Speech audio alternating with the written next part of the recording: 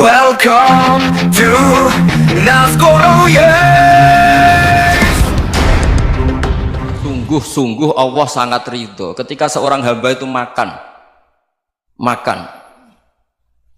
ketika sesuap nasi dia muji Allah, ketika minum seteguk nasi dia muji Allah. Itu kalau orang diridhoni Allah itu wali betul.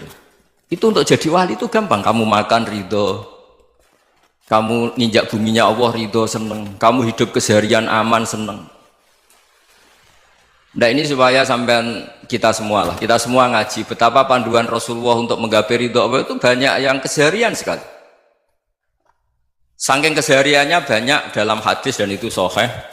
Nabi menyebut hal-hal yang keseharian. Hatta ma tas'alu fi fimra'atika, kamu punya uang kemudian istri kamu bisa makan itu ibadah. Bahkan sebagian ibadah itu dicontohkan Nabi yang akhirnya diprotes sahabat, yaitu wa fi buti ahadikum sedekah, kamu menggauli istri kamu itu ya sedekah. Sampai sahabat bilang yang benar ya Rasulullah, ayati ahaduna syahwatahu wa huwa lahu ajrun, masa urusan biologis, urusan syahwat kemudian dia dapat pahala. Nabi menjawab, alaysa lawadu'aha fi haramin akana alaihi wisrun, bagaimana kalau dia meletakkan ke yang tidak benar itu kan dosa.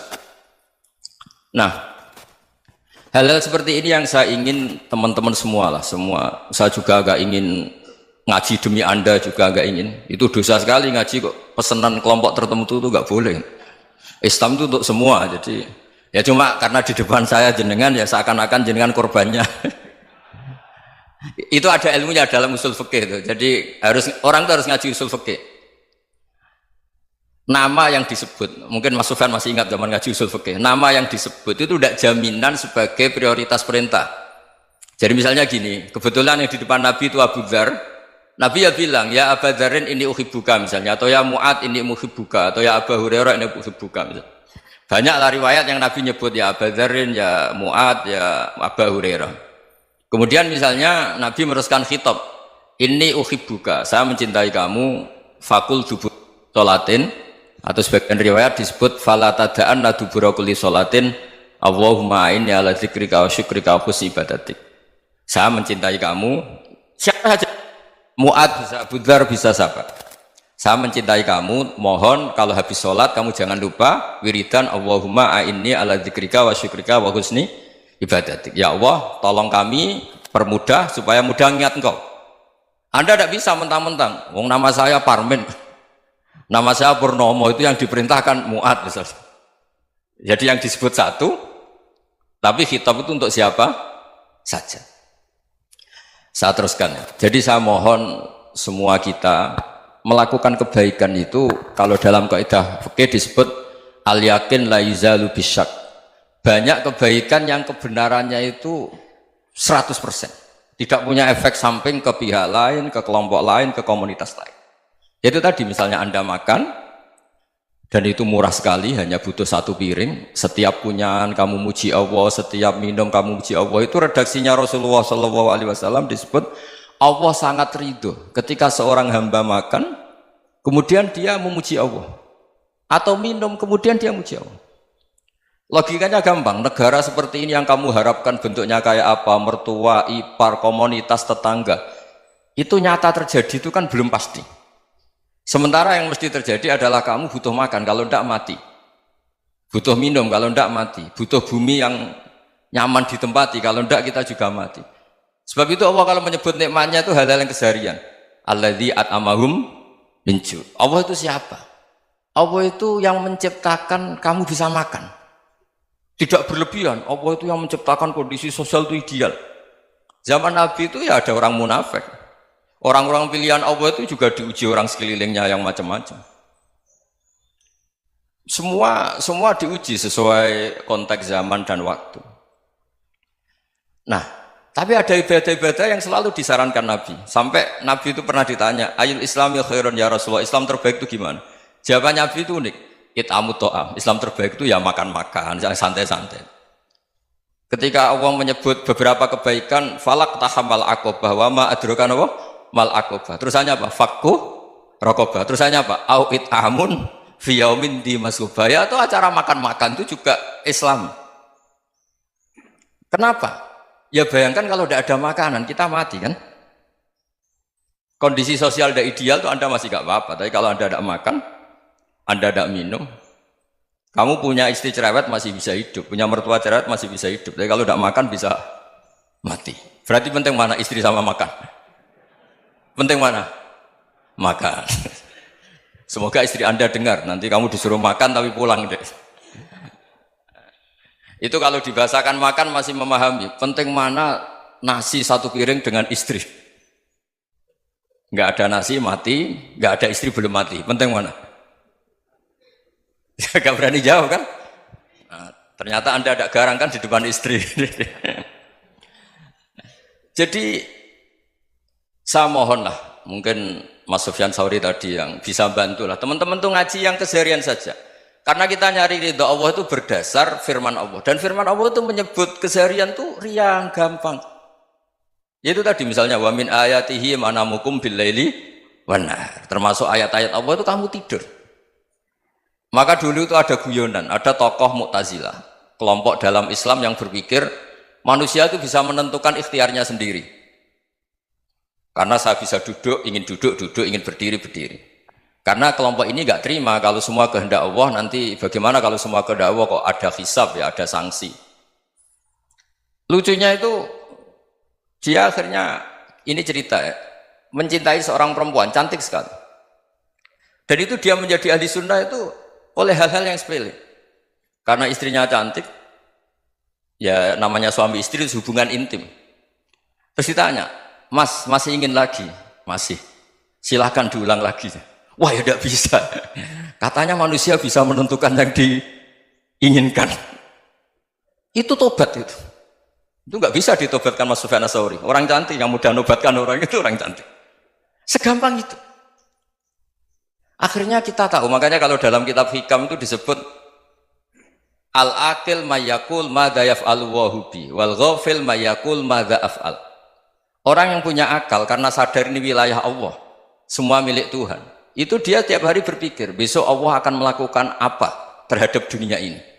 Kamu merencanakan sesuatu mau plesir ternyata gempa, mau wisata ke Rusia ternyata perang. Kamu tidak pernah tahu apa yang akan terjadi besok. Wa ma tadri nafsum madza taksibu ghadan.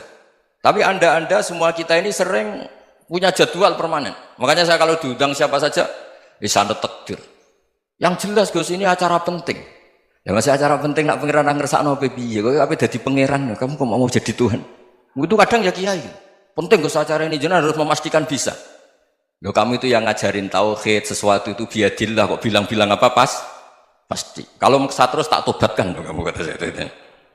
Ya kalau gitu Gus bilang insya Allah. Wah itu hati saya, fisik saya, roh saya sudah bilang insya Allah. Tidak usah kamu latih kata saya. Nah hal-hal tauhid keseharian itu gampang sebetulnya. Wal ghafil yaqulu madza af'al. Tapi orang yang lupa Allah dia setiap hari bilang besok apa? Kita bisa melakukan apa? Seakan-akan dia itu aktor, dia penting, dia subjek permanen, dia. Padahal kita ini hanya objek kehendak Allah Subhanahu wa taala. Karena kita yakin sesuatu yang terjadi di alam raya ini kita tidak bisa apa-apa. Makanya saya sering ngaji, sering bilang saya, ketika Anda mensifati Allah, dia yang menghidupkan. Sudah itu tanamkan, sehingga ketika kita mati, santai saja. Kenapa santai? Allah punya cara menghidupkan kita. Zaman kita hidup juga gak tahu caranya ngelola jantung, ngelola paru-paru. Kamu juga gak tahu ngelola oksigen yang tidak beracun, tidak ngandung polusi. Tahu-tahu hidup. Gak ingin tua ya tahu-tahu tua, gak ingin mati tahu-tahu mati. Selama ini kita hidup juga gak tahu apa-apa sebetulnya. Hanya gaya tok, punya jadwal, punya planning. Kalau kamu bisa menentukan pilihan Anda, pasti Anda istrinya cantik, 4 neriman semua, kona'ah semua. Nyatanya enggak kan? Ada 1 jelek, cerewet. Wah itu kan, nyatanya enggak bisa apa-apa Anda kan? Dan kamu bawa mati lagi. Itu kan, istri Anda juga gitu, punya keinginan, punya suami yang ganteng, yang jabat, yang neriman, yang enggak poligami. Ya enggak kesampaian juga. Kalau kita ngitung tingkat kegagalan kita itu gagal terus. Ya kan?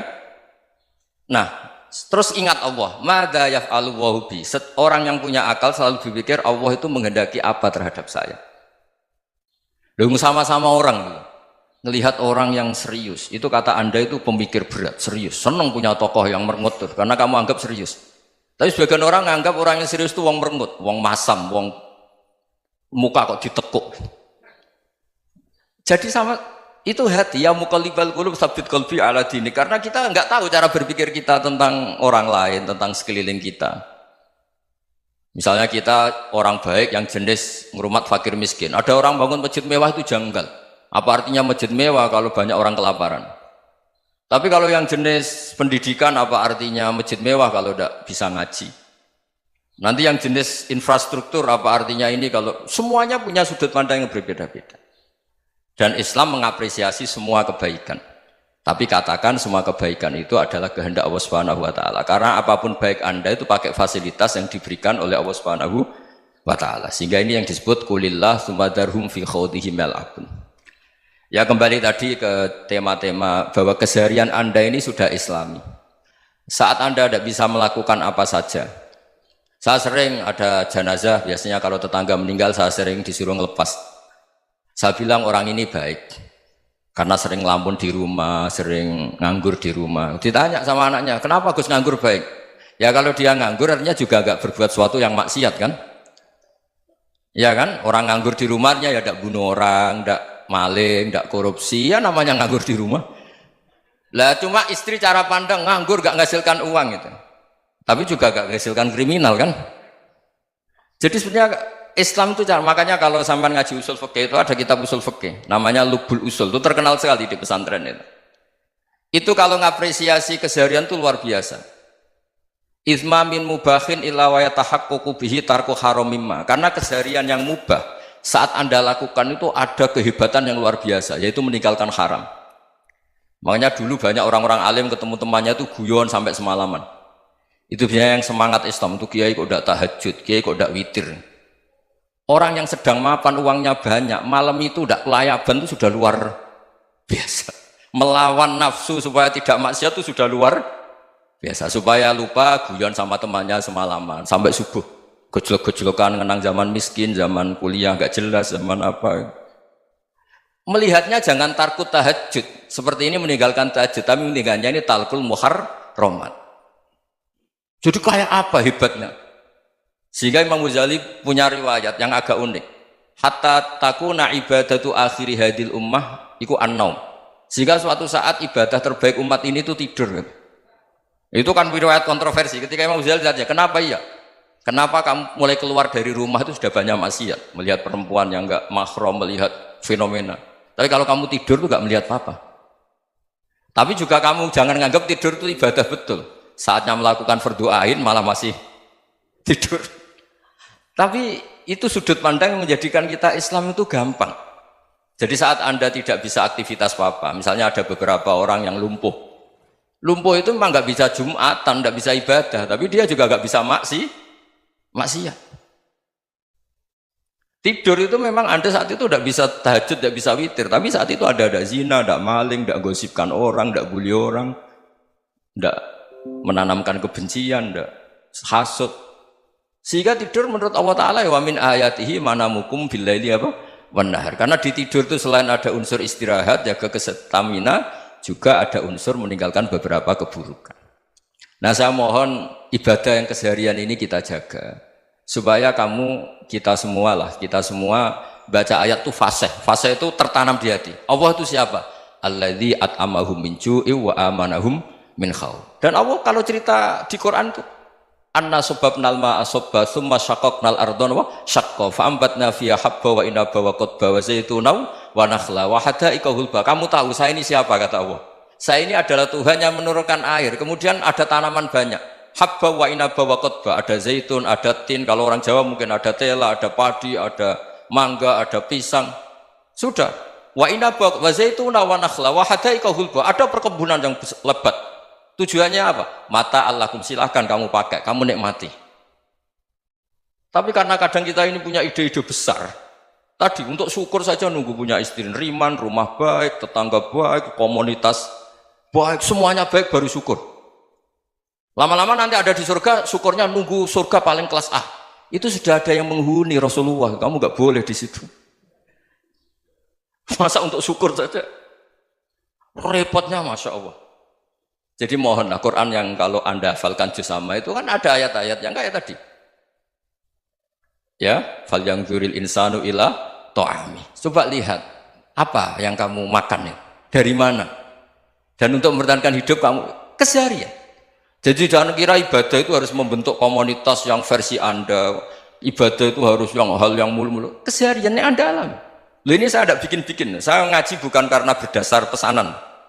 Itu ayat yang saya baca kan betul ada ayatnya kan. Fal yang dzuril insanu ila ta'ami. Anna sobabnal ma'a sobba. Thumma syaqaqnal ardo syaqqa. Fa'ambasna fiha habba wa inabau wa qadba wa zaitunaw wa nakhla wa hada'iqa ghulba. Terusannya apa? Mata'al lakum. Silakan kamu nikmati. Mata itu silakan kamu nikmati. Ya kayak sampean dikasih hidangan ya makan. Ya sudah makan. Habis makan ya minum. Habis itu ngantuk ya tidur. Ya sudah normal-normal saja. Kayak apa indahnya Islam. Tapi Anda mencari Islam yang gimana lagi? Nah itu yang diajarkan guru-guru kita, diajarkan sanad kita sampai Wali Songo, sampai Rasulullah SAW.